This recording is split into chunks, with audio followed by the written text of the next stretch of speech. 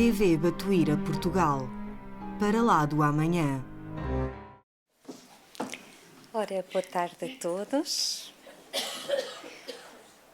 Hoje vamos falar sobre... Assim? Se calhar assim está melhor. Sobre Francisco de Assis.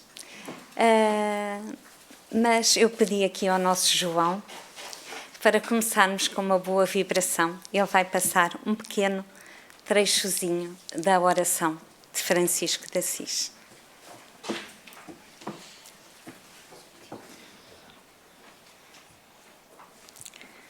Muito obrigada. Passa só com o rato em cima. Assim.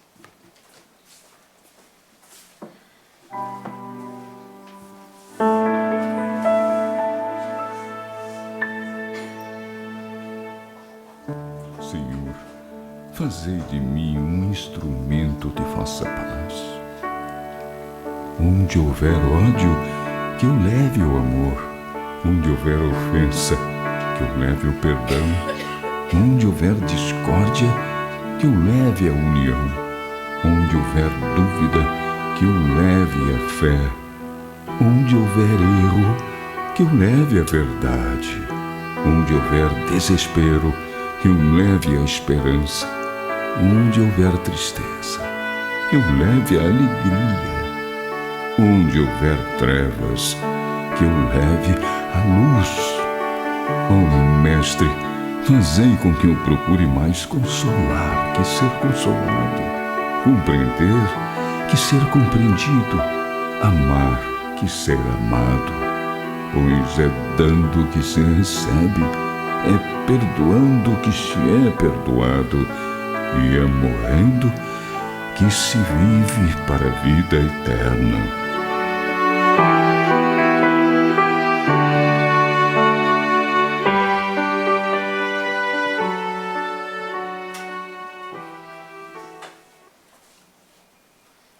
Ora, e então, assim, afinizados com o pensamento e a oração de Francisco de Assis, eu devo dizer que esta palestra foi toda retirada do livro Francisco de Assis, de João Nunes Maia. O prólogo é feito por Bezerra de Menezes, onde ele nos diz: Francisco de Assis viveu a mensagem do Evangelho de modo a consolidar a palavra amor, fazendo-a sair da teoria e avançar para a prática do dia a dia.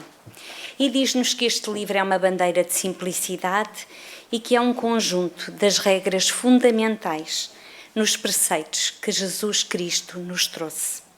E vai-nos dar a maior compreensão espiritual sobre os dois planos da vida, onde desejamos que, quando estamos na Terra, poder sentir também já as vibrações dos planos mais altos, a felicidade. E assim, vamos começar pela primeira parte do livro, onde nos diz que Francisco de Assis teve a primeira reencarnação, foi como a primeira, exatamente, conhecida, não é? Foi como João Evangelista e chama-se O Caminho do Amor.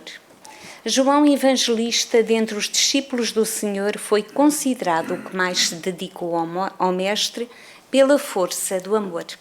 Ele era muito jovem quando assistiu com alguns familiares às bodas de Caná. Acompanhou Jesus nas suas grandes alegrias, mas também nos seus maiores martírios, nos seus maiores sofrimentos. E foi o Espírito escolhido entre muitos para consolidar o amor na terra. Foi um exemplo de humildade e de fé e era dono de uma inteligência brilhante que utilizava ao serviço de todos aqueles que estavam junto dele e todos aqueles que a ele recorriam. Em Ave à Luz, diz-nos que foi o discípulo que tinha no coração algo mais que faltava aos outros, de maneira a atrair a atenção do Mestre. Quando nasceu, diz-se que a sua mãe, Salomé, esposa de Zebedeu, foi inundada por uns sentimentos muito sublimes.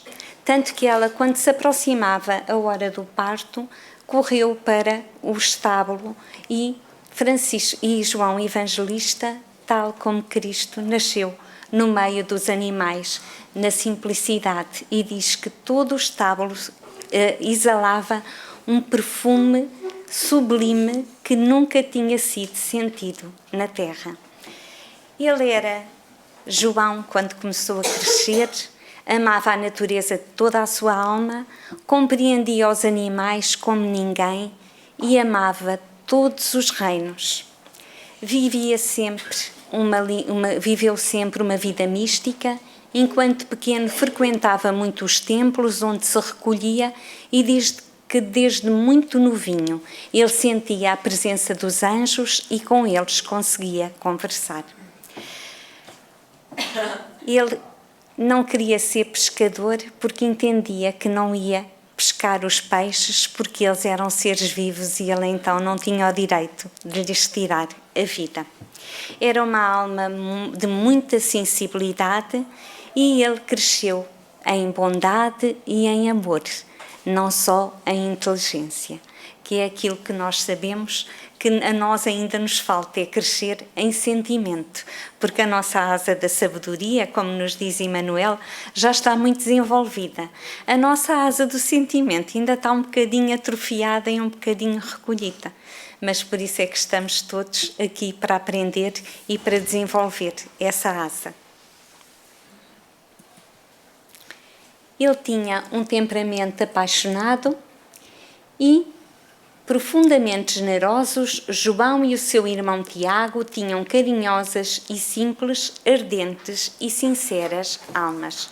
Quando Jesus os chamou para os seguirem, eles ainda eram muito novos e a sua mãe ficou com um bocadinho receosa de os deixar ir.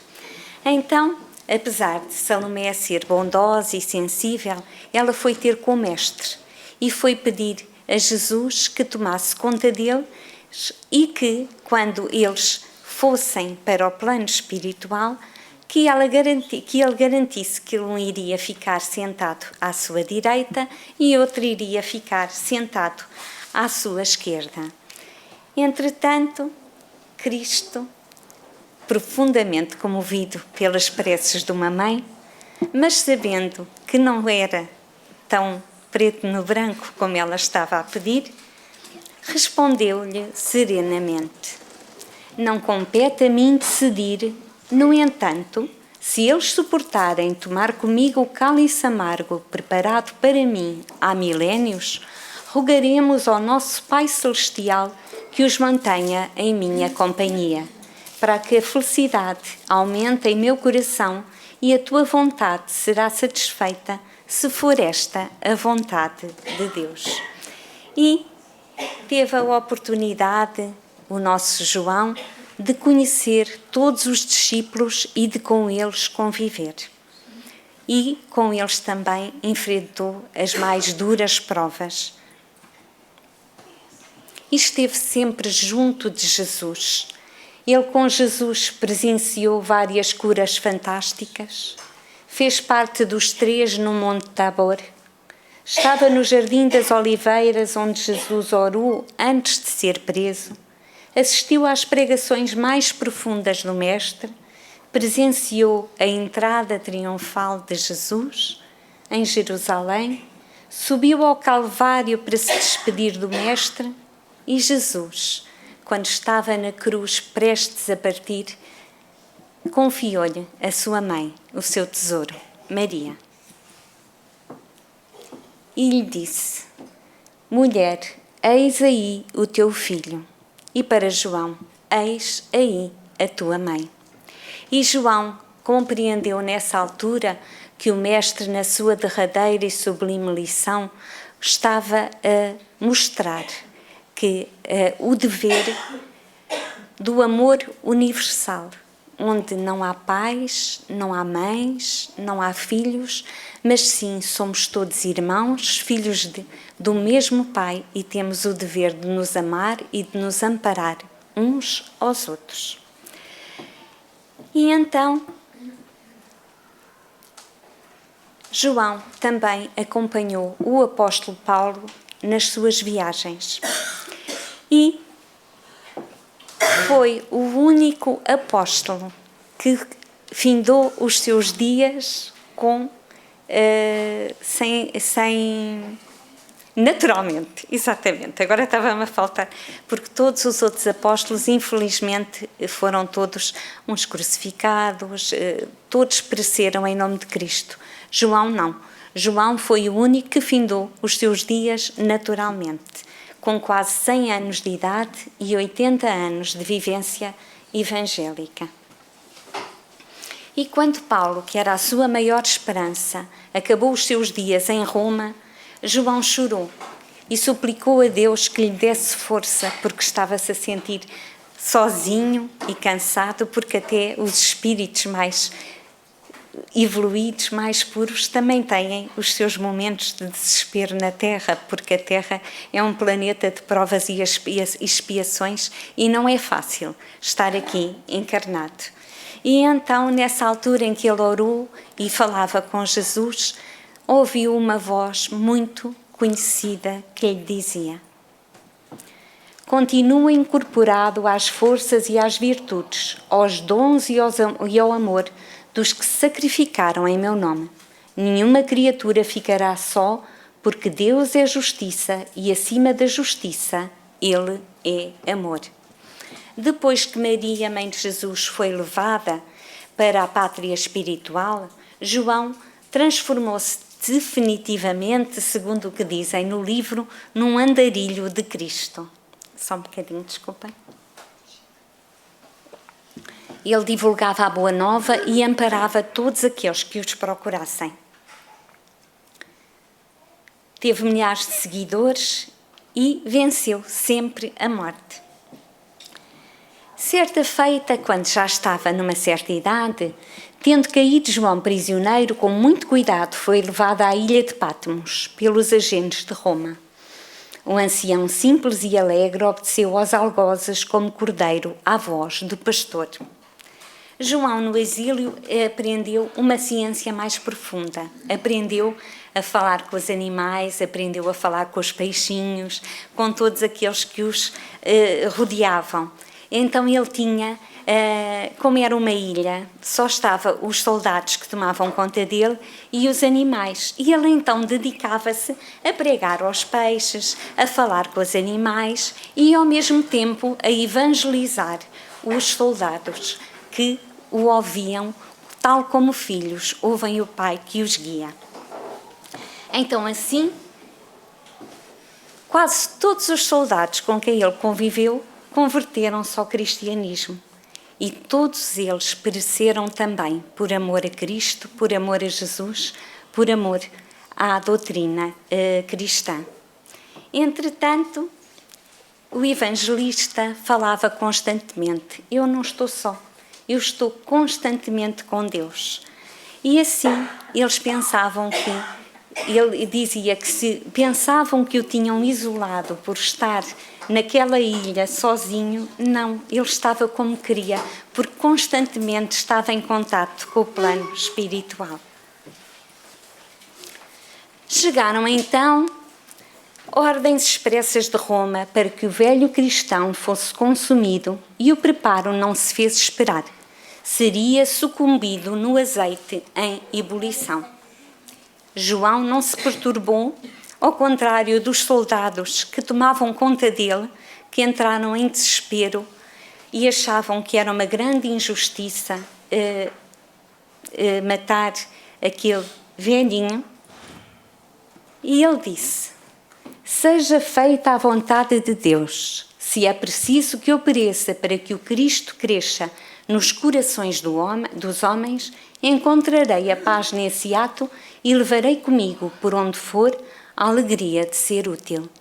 E deu as suas bênçãos aos homens que choravam copiosamente, enquanto ele permanecia sorrindo com serenidade. E o filho de Salomé ajoelhou-se dentro do caldeirão, onde ficou 7 dias a ferver em água. E quando o foram buscar para o ir enterrar, descobriram-no sorridente e a abençoar a todos e sem uma única queimadura no corpo. A notícia correu rapidamente por todo o império e então, visto que ele não tinha morrido, não havia não havia justificação para ele continuar preso e mandaram soltá-lo. Mas os soldados, com medo das perseguições que lhe pudessem fazer, porque os cristãos nessa altura eram muito perseguidos, pediram-lhe para ele ir para Éfeso e pediram-lhe para ele tomar outro nome. E então disseram-lhe para ele se chamar Pai Francisco. Arranjaram-lhe roupas para ele passar mais despercebido no meio da multidão e assim foi. Ele meditou e falou comovido: meus filhos, dar-vos-ei um conselho, uma regra de viver. Amai a Deus sobre todas as coisas, de todo o coração e ao próximo como a vós mesmos. Aí estão a lei, os profetas, a vida, o céu e o próprio Jesus. E Pai Francisco foi logo amado por todo o povo em Éfeso, pela sua humildade, pelo seu amor a todas as criaturas e pelo amor com que servia a quem precisava dos seus préstimos. Frequentemente voltava à ilha de Patmos e foi ali que João Evangelista entrou em êxtase e escreveu o Apocalipse. Soube-se mais tarde... nesta altura, peço desculpa, mas é que este livro tem tanta coisa, eu sugiro que leiam, porque eu aqui não vou conseguir dizer nem um terço da maravilha que é e das descrições maravilhosas que ele nos traz do regresso de João Evangelista à pátria espiritual. É de facto belíssimo. E Jesus disse a João Evangelista, quando ele estava entre os apóstolos: convém que fiques até que eu volte. E estas foram as palavras de Jesus para ele, confiando-lhe as suas ovelhas mais amadas. E João voltou sempre para demonstrar na primeira pessoa o que era a humildade, o que era o amor e o que era o devotamento ao seu mestre.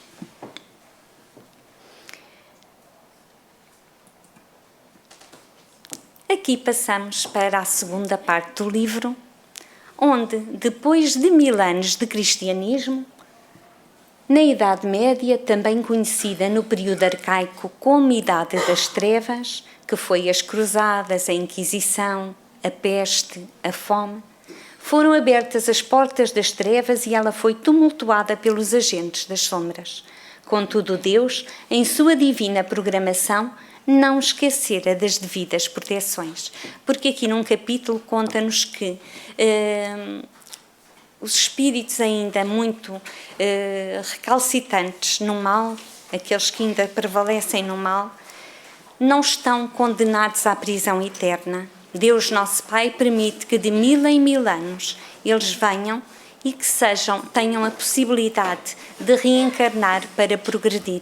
Por isso, às vezes, a Terra passa por estas fases negras, como as Cruzadas, a Inquisição, a peste, a fome, mas para melhor perceber, é ler o livro. E então, as Cruzadas entram pela Guerra Santa, em guerra pela Terra Santa, inclusivamente pondo crianças nos seus exércitos, infelizmente tal como acontece hoje. E colocam Jesus na ponta da espada em vez de o colocar no coração, porque Jesus trouxe o amor e não a guerra. E nessa altura nada disso estava a ser feito.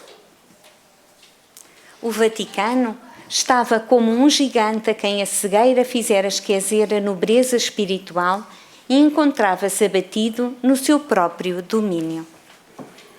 Foi nessa época que o mundo espiritual regido por Nosso Senhor Jesus Cristo se movimentou para que a terra voltasse a abrigar novamente um dos seus maiores discípulos. João Evangelista renasceria na cidade de Assis, com uma corte de companheiros para cumprir a vontade divina, a vontade do Pai, e pelo seu grande amor que todos devotavam à humanidade. O seu nome seria Francisco. João Evangelista renasceria na cidade de Assis, era o amor mais vivo de Jesus a beijar novamente o solo da terra. Mas ele não reencarnaria sozinho, tal como lemos nos livros que a espiritualidade nos trouxe, quando Jesus veio, quando vêm os seus mensageiros, vem sempre uma pleia de espíritos com eles para os ajudar a sustentar a tarefa de amor, porque nunca estamos sozinhos e os grandes espíritos também precisam sempre do amor dos seus companheiros para prepararem o terreno onde irão trabalhar. Eram 200 discípulos, escolhidos e testados para a grande tarefa de difícil cumprimento, pois a renúncia, o desprendimento, a humildade e o amor seriam a tônica de todo o seu ideal. E dentre os mais destacados irmãos, reencarnou também António de Pádua. Foram todos escolhidos para esta sublime tarefa de amor. Todos sabiam que não iria ser fácil. Muitos sabiam que iriam perecer em favor de uma obra maior.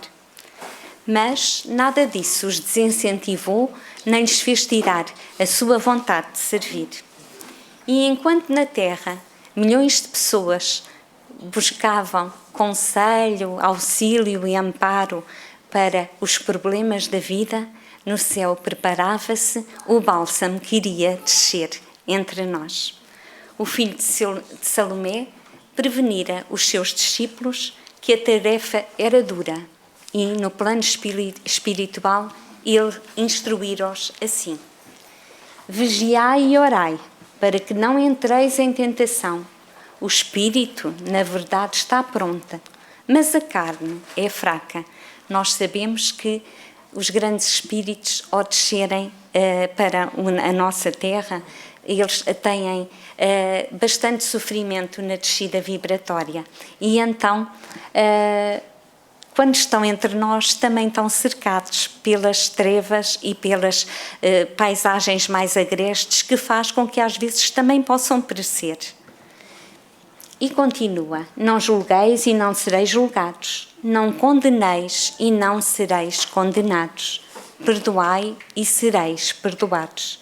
Sereis odiados de todos por causa do meu nome. Aquele, porém, que perseverar até ao fim, esse será salvo.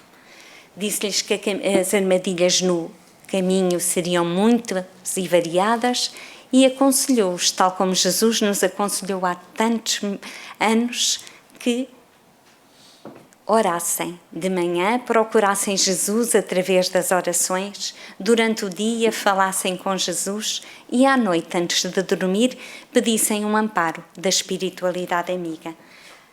E então, assim, deveriam orar sempre, mas não ser uma oração oca, porque a sua oração seria fundamentada no trabalho. Porque eles iriam ter que ganhar também o pão de cada dia, tal como todos nós.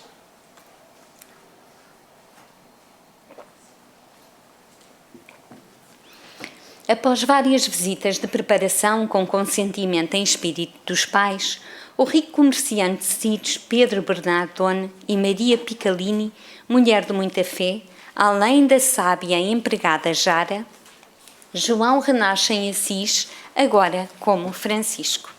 Ele, antes de reencarnar, teve o cuidado de pedir para falar com os seus pais enquanto eles estavam no sono do corpo, para perguntar se eles se importavam de o receber no seu lar, porque sabia que todos eles, para a grande prova que ele traria, todos eles iriam ter sofrimento mediante a sua encarnação. E então assim, ele pedira também não só aos pais, mas à fiel serva, Jarla, que o amparasse, porque no livro vemos a extrema importância que esta empregada dos pais tem também no seu desenvolvimento como ser humano. Eles aceitaram, mas qual de nós não aceitaria, não é? Acolher um espírito deste valor que era Francisco de Assis. E nasce então Francisco.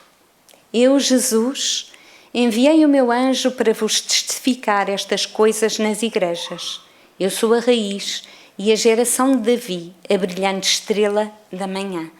Isto vem no Apocalipse, que foi escrito por João Evangelista. Esse dia era dia 26 de setembro de 1182 e a sua mãe também não consegue estar em casa. E tal como Jesus, também Francisco nasce na estrebaria, novamente com perfumes e luzes fora do comum. A mãe, devido aos sonhos que tinha com ele, decidiu chamá-lo João. Mas o pai, que também tinha sonhado com ele, e não sei porque será, vamos ver se vocês também têm a mesma sensação que eu, quando o pai sonha com ele, lembra-se de ser um leproso e de ser curado por um homem que se chamava Pai Francisco. Portanto, não sei se estão a ver a ligação. O pai provavelmente teve contato com ele enquanto ele era a reencarnação de João Evangelista, quando estava em Éfeso, e que foi curado por ele. E assim foi. Francisco crescera dentro de invejável tranquilidade, cercado de todos os carinhos da sua mãe, de Jarla, do cuidado do seu pai e de todos os serviçais, entre os quais, pela sua fraternidade, granjeara muitos amigos. Diz que os olhos castanhos de Francisco nunca ninguém tinha visto uns olhos iguais com tamanha doçura. O seu pai aborrecia-se por ele ser amável com os empregados, por se preocupar com ele, e tentou fazê-lo sempre ver que as verdades comerciais não tinham nada a ver com as outras verdades. Portanto, que ele tinha que ser muito assertivo, muito tratar os empregados, pô-los no seu sítio, e que assim ele ia arriscar a sua posição financeira se continuasse a tratar os empregados com tamanha humildade. O rapaz ouvia com respeito e com silêncio, mas não concordava. Tinha vontade de renunciar a tudo e sair da sua própria casa. Sendo difícil para ele conviver com aquele estado de coisas, tinha ímpetos de renunciar e partir da própria casa onde morava. Sem dúvida alguma, Deus não aprovava aquelas práticas. Sem dúvida, os seus caminhos eram outros. Mas a sua mãe, como todas as mães, aconselhava: toda a opressão gera malquerência, toda a imposição gera ódio, e todo o julgamento apressado diz-nos pela experiência que o errado é, em verdade, o julgador. Não queiras servir nunca de motivo de escândalos. Respeita as ideias e a vida alheia. E Francisco não concordava, mas respeitava. E continuava a ver o modo como os servos e os trabalhadores do seu pai eram tratados, e ele era amável e cordial com todos e tinha sempre uma palavra de incentivo e de consolo, mas estava constantemente a debater-se com conflitos íntimos. Meu Deus, por onde devo começar? Quero fazer alguma coisa de bom em benefício da humanidade. Como é difícil ser útil. Como é difícil compreender os nossos deveres diante da nossa consciência. Como é constrangedor ver e sentir a opressão nos outros.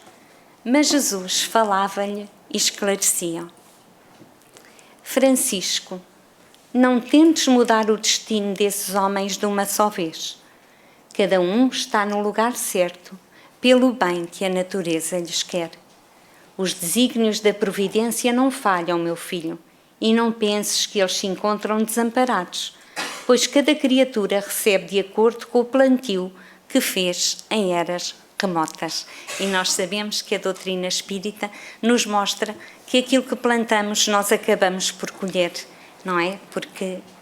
Não porque Deus é castigador, mas porque Deus é amor e sabe que enquanto não estivermos em paz com a nossa consciência, não vamos também estar em paz perante Ele.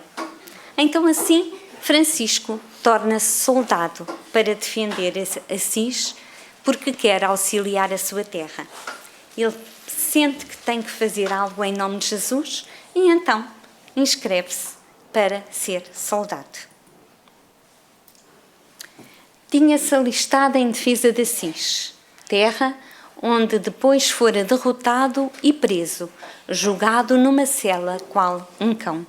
Francisco, e então ele foi para a guerra, mas não tinha corrido bem e ele foi preso até com um amigo. Entretanto, quando volta, o seu pai estava descontente com ele por ele ter sido preso, porque era uma vergonha, não é?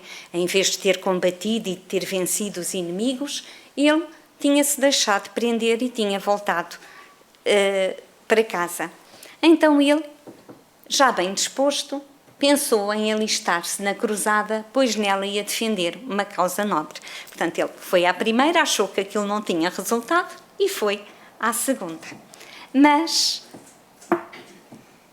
depois de se alistar, antes da partida, quando anda pelos campos, que ele gostava tanto de andar pelos campos e sentir a natureza e falar com os animais, ouve a mesma voz que ouve constantemente, que lhe diz: Francisco, constrói a minha igreja.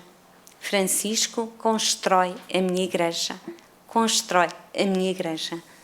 As águas deslizavam suavemente no leito do pequeno rio, como testemunhas da voz daquele que é o caminho, a verdade e a vida, a despertar no coração do seu mais chegado discípulo a sua missão de amor.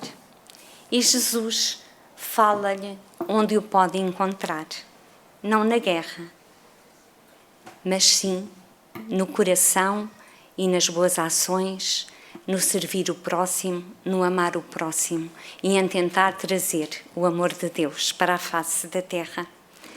E assim continua, reforma a minha igreja, ajuda a reconsiderar o que fez, tomando outros caminhos melhores, mais justos e mais brancos. Eu depois, no fim, vou-vos ler aquilo que Jesus lhe disse enquanto estava a falar com ele. Assim, pois, todo aquele que dentre vós não renuncia a tudo quanto tem, não pode ser meu discípulo. E aí começa a cruzada de Francisco de Assis. Ele começa por reconstruir uma igreja abandonada que estava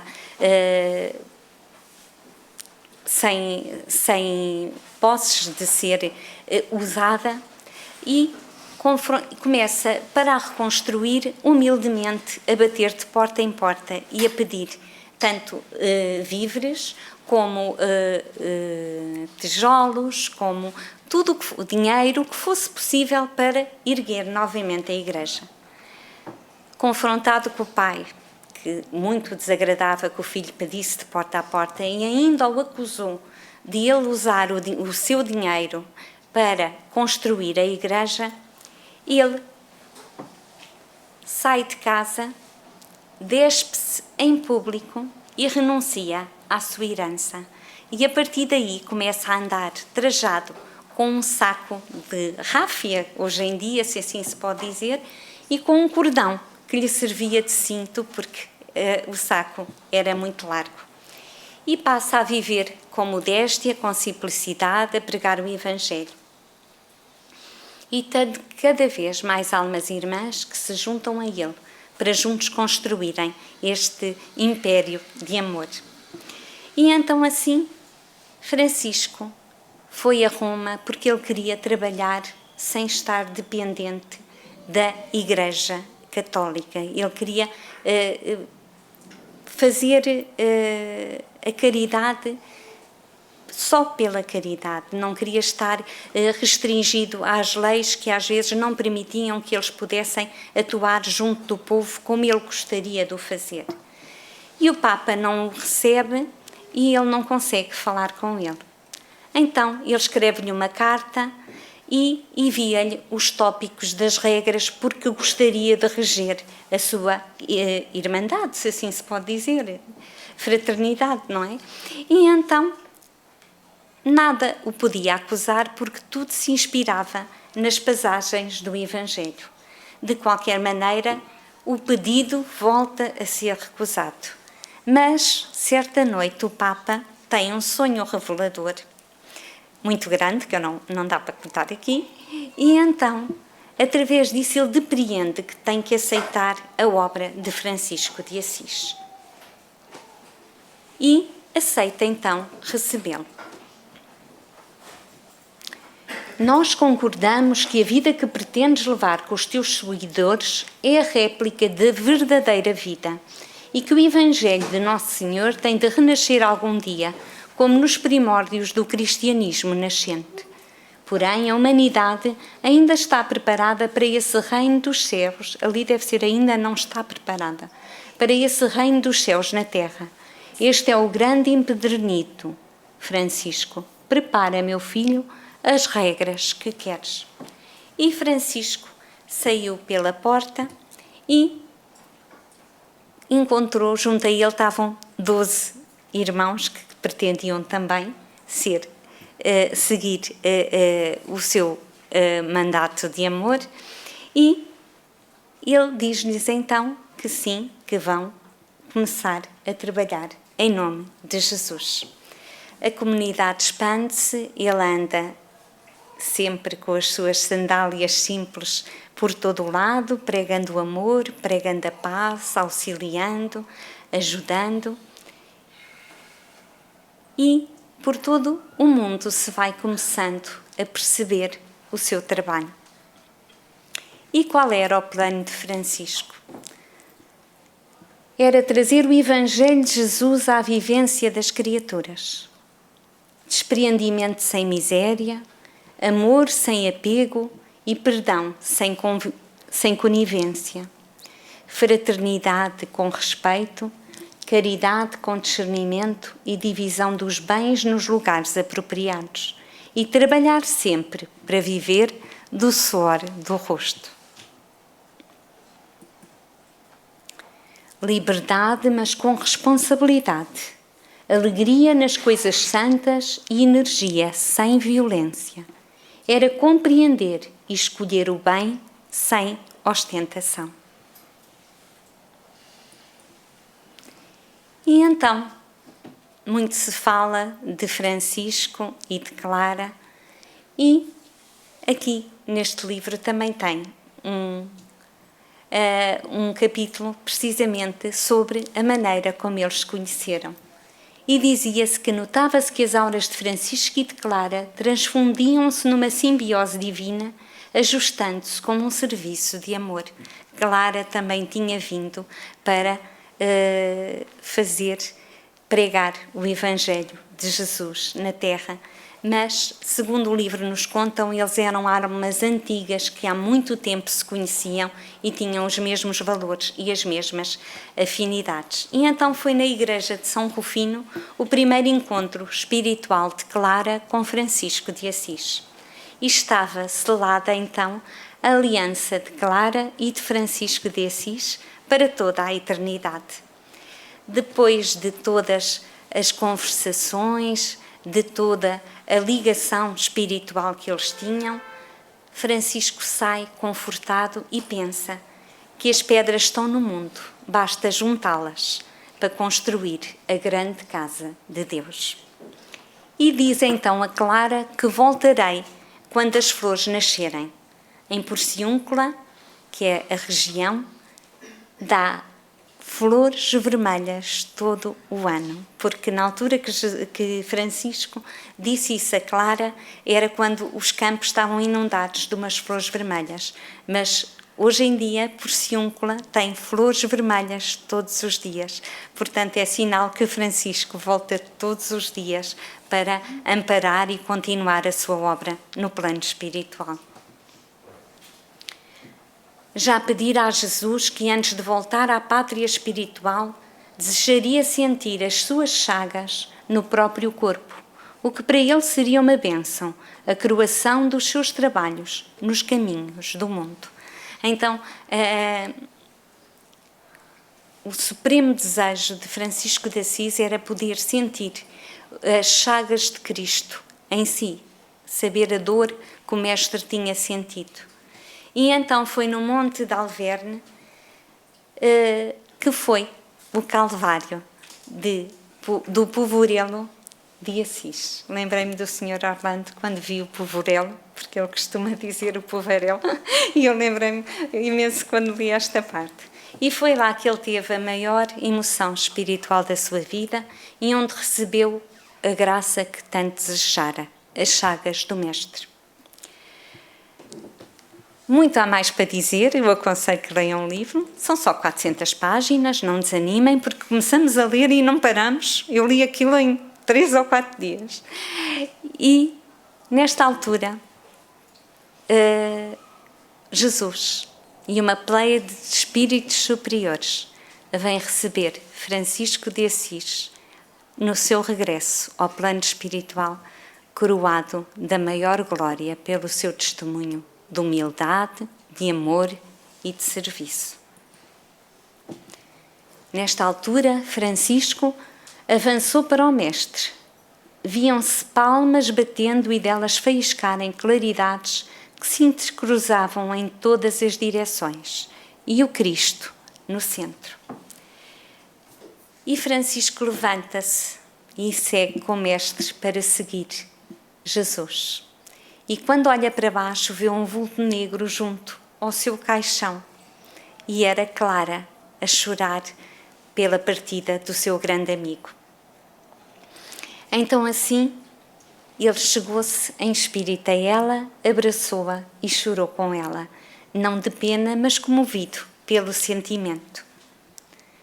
Então assim, ele ergue a cabeça, beija a testa de Clara e ela pressente-o e diz: Francisco, sei que vives na eternidade, pelo que me ensinaste nada morre, quanto mais a alma fagulha divina, saída da divina expressão do amor. Tenho confiança em Deus e em Cristo, que estás mais perto de nós do que antes, senão aqui agora, nos ouvindo e nos ajudando. Como é bom ter fé. Queria ver-te antes de teres fechado os olhos na terra, mas Deus não permitiu. Hei de ver-te brevemente, com eles abertos na espiritualidade, vestido de luz, nas luzes de Deus. E então, esta parte eu sublinhei, fui eu porque achei. O amor que nos une sobreviverá em favor dos que sofrem eternidade afora. O conceito da espiritualidade superior sobre amor não é um amor terreno que nós ainda sentimos pelos nossos familiares, pelos nossos amigos, que é muito válido, não é? Estamos aqui para aprender a amar-nos todos e a cuidar uns dos outros. Mas é um amor que transcende, é um amor maior, que leva aqueles corações, aqueles espíritos a trabalhar pelo bem maior, pelo bem da humanidade, não é? E então, nesta altura, o vento roçava o rosto de Clara, como se fossem as mãos de Francisco, e ela agradeceu a Jesus pela bênção de ter conhecido aquele ser que tanto a tinha ajudado na sua missão, que ela também iria trazer para a Terra. E cerrou os olhos em oração e viu perfeitamente o vulto de Francisco subir para os planos mais infinitos. E então, aqui vos trago, como prometido, aquilo que Jesus disse a Francisco de Assis quando ele lhe disse que não iria procurá-lo nos prazeres da terra, mas sim E quando quiseres a minha companhia, sabes onde estou? Estou ao lado dos estropiados, ajudando-os a andar com firmeza.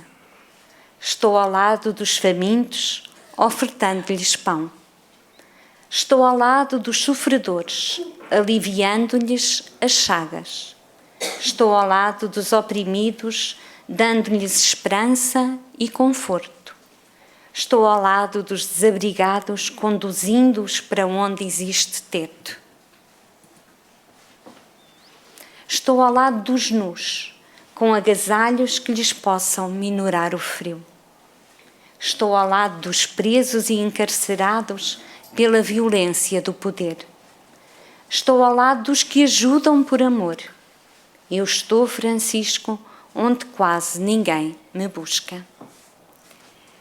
Portanto, aqui temos a receita para encontrar o nosso Mestre Jesus e para trabalhar com Ele nesta obra de amor ao nosso próximo, onde devagarinho e com boa vontade vamos aprender a amar a grande humanidade que se espalha pela terra.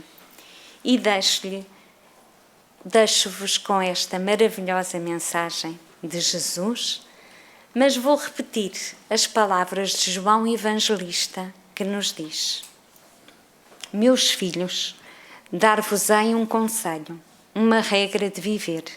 Amai a Deus sobre todas as coisas, de todo o coração, e ao próximo como a vós mesmos. Aí estão a lei, os profetas, a vida, o céu e o próprio Jesus. Porque todos nós sabemos que o reino de Deus está no coração de cada um de nós e todos nós sabemos que só nós é que temos o poder, a vontade, a boa vontade de o encontrar e que uma das maiores portas é feita através da caridade e do serviço ao próximo. Uma boa tarde, obrigada e fiquem com Deus.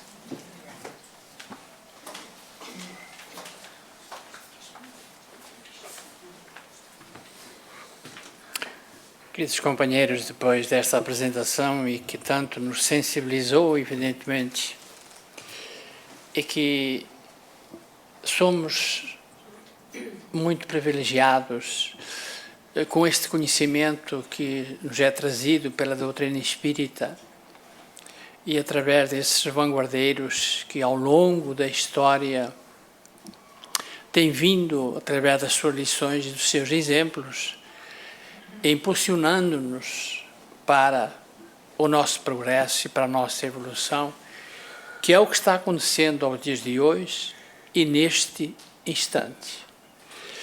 Eu estava pedindo ali ao João para que pusesse no ecrã a figura de Francisco Cândido Xavier, porque foi ele realmente a reencarnação de Francisco de Assis. E nós verificamos pela literatura, pelo seu trabalho, pelo seu exemplo, que ele seguiu tal e qual aquilo que a nossa amiga aqui apresentou sobre Francisco de Assis. Reparem bem que Francisco de Assis queria ter as chagas do Cristo. Chico Xavier, para nós mais íntimos que convivemos, sabíamos que ele tinha as chagas que o Cristo teve. Por isso ele usava uma peruca, mas também nos pés, no lugar dos cravos. Porque ele foi um fiel servidor de Jesus. E por isso temos como Francisco Xavier o referencial de toda essa realidade em que todos nós temos esse privilégio de aprender, participar nesta doutrina que depois ele veio como Kardec e depois como Francisco Cândido Xavier. Francisco de Assis, Kardec e depois Chico. Esse foi o seu percurso, sempre voltado para o exemplo de Cristo. Para nós, diríamos um privilégio, mas também uma responsabilidade. E quem lê o livro e quem já se debruça sobre esse livro e todas as demais obras, ele sente-se já com responsabilidade. E tenho dito algumas vezes, e pessoas que dizem, você foi um privilegiado, você conviveu com o Chico, você conversou, você tomou passe dele. E eu digo, não, eu não tive o privilégio, eu tive a responsabilidade. E essa responsabilidade é que me tem exigido de mim e de nós, tenho que falar da minha esposa também, em que nós pudesse, tanto quanto possível, as condições espirituais de cada um de nós e as condições que se proporcionam para a divulgação da doutrina, a exemplo desta casa. Mas tudo isso foi um fruto de responsabilidade em nós conhecer, saber. E foi porque disse que todos nós, que aqui nos encontramos, já temos responsabilidades, porque já conhecemos. Foi o que o Cristo disse para os apóstolos, certa vez. Também nós, Senhor, somos responsáveis, sim, porque vocês agora já conheceis toda a mensagem que Ele passou para eles. Por isso, é muito importante nós seguirmos nesta doutrina e nos debruçarmos nesses livros que são verdadeiros tesouros que aí estão. Porque é através dessa literatura, e foi o compromisso que eu assumi, e principalmente com ele, Chico, de trazer essa literatura e desenvolvê-la e divulgá-la àqueles de boa vontade aqui no nosso país.